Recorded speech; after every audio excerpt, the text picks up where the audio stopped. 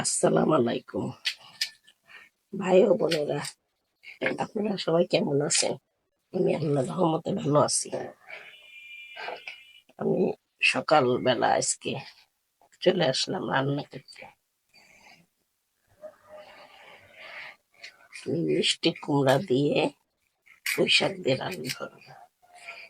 এটা আমরা আগেও রান্না করছি, ভালো লাগে খেতে, এই জন্য আবার রান্না করতেছি।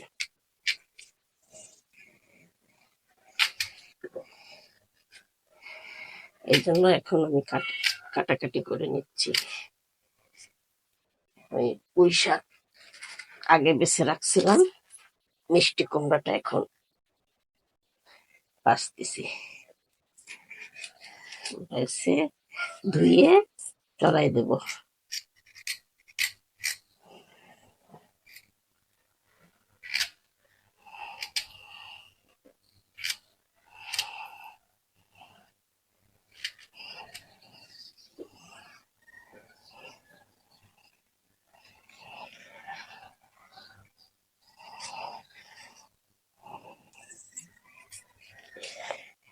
ভাই বোনেরা, আপনারা সবাই ভালো আছেন মনে হয়, নিশ্চয়ই।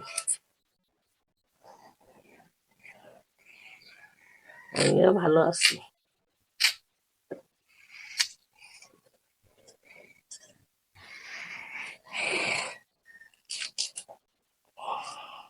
পেঁয়াজটা কেটে নি।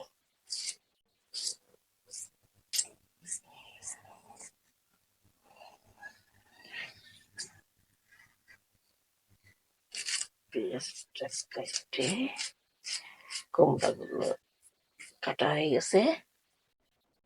এবার পুঁই শাকটা আগে বেছে রাখছিলাম, একসাথে ধুবো, একসাথে ধুয়ে চড়াবো।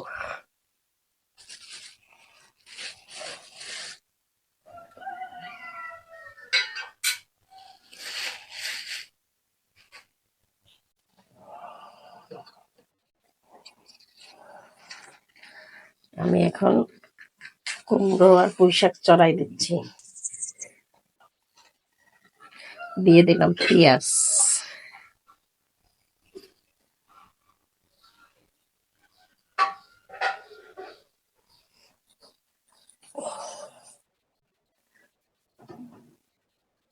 দিয়ে দেবো তেল,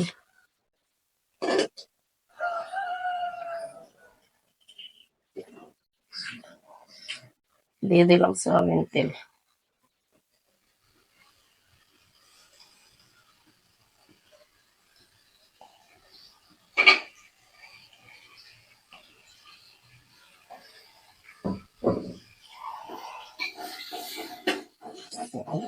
পেঁয়াজটা লাল করে নি।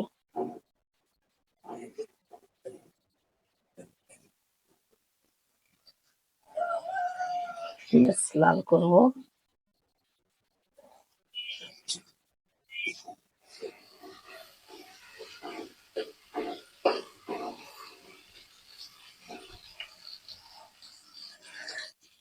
ভাই বোনেরা, আমার রান্নাটা যদি ভালো লাগে আপনাদের, আমাকে লাইক কমেন্ট শেয়ার করবেন।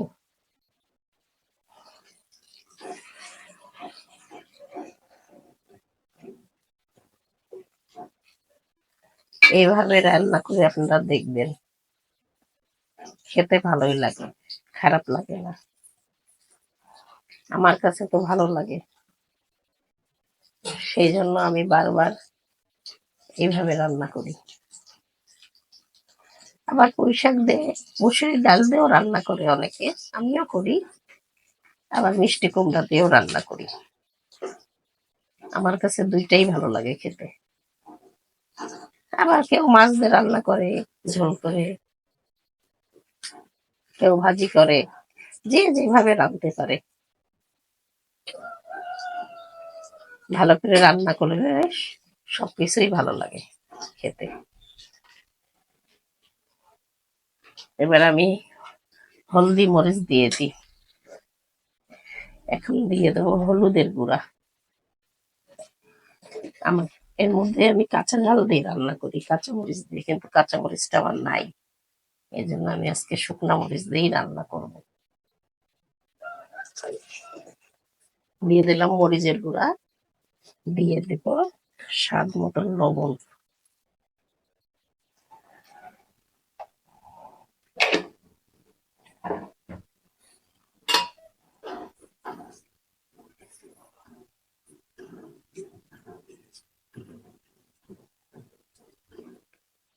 এবার দিয়ে দেবো মিষ্টি কুমড়া গুলো।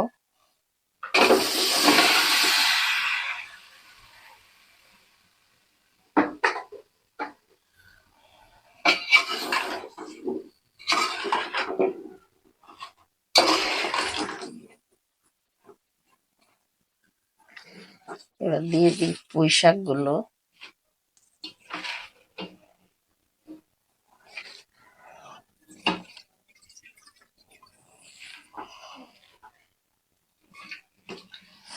দিয়ে দিলাম পুঁই শাক গুলো,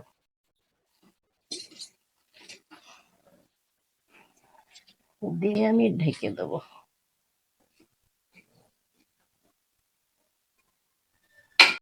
আমি এবার পুঁই শাকটা দেখি কিরকম হয়েছে। হ্যাঁ, পুঁই শাকটা রান্না হচ্ছে, যে হয়ে আসছে প্রায়, আর একটু পরেই হয়ে যাবে। একটু বাকি আছে পুঁই শাকগুলো, আর একটু হতে থাকুক।